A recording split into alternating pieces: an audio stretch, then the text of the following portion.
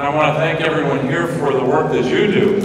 To borrow a line from Scripture, laboring in the vineyards, as you've done for so many years, whether you're here as a physician or a researcher, an advocate, and of course the young people who are here giving us their own testimony. We're grateful that you're brave witnesses to be able to tell your stories and to inspire us by your own lives. I want to commend the work of Hyundai and Hope on Wheels. There are a lot of things in Washington that aren't moving very fast right now. So maybe this gathering and your work and your inspiration could motivate us to put other things on wheels to move them faster. It might be a good model at this time of the year. But I do want to thank you for the work, and I do want to especially commend and salute the institutions in Pennsylvania that we're so proud of.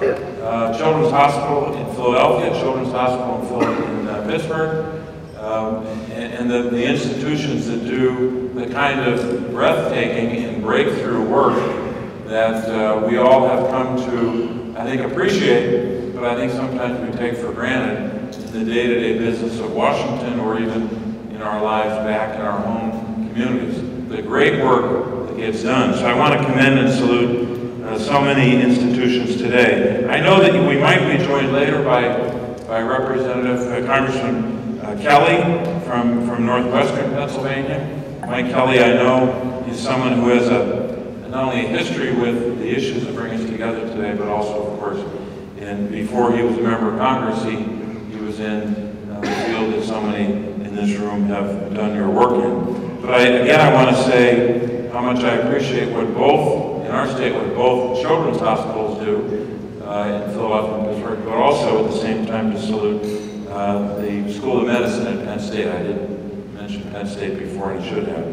And I don't have a lot to talk about tonight because this is a nice party. When I got here, people were having a good time listening to music, so I don't want to interrupt that. But I did want to say that one thing we're trying to do is to keep in place a very good program, a really good idea, where a number of years ago, I and a few others came together to put in place a new, really an experiment to have priority review vouchers in place. It was not a new program, it was really an effort to try to see if it would work. The problem though is that I'll call it an experiment, but that effort will run out in the middle of March of 2016. So I and others are working, and I'm working with folks in the Senate on this, have introduced legislation to continue the priority review voucher program. Here's what it does in a really simple form. It allows companies that are doing great research to be able to attain obtain is a better word, one of those vouchers so they can sell that to another company, and that company is allowed to reduce the review time by the FDA. Sometimes as much as 4 months off of the review time, which for those in this field who know a lot more about the research than I do, they can tell you that getting that time reduced can literally save lives.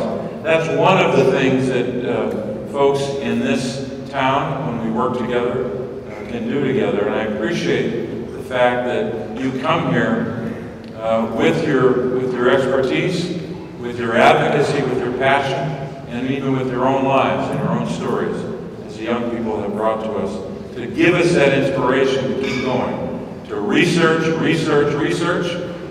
invest, and to put in place strategies that will indeed keep that hope on wheels and move all of us in the right direction when it comes to cures and diseases and cures for diseases and breakthroughs. So we're grateful for what you do to inspire us.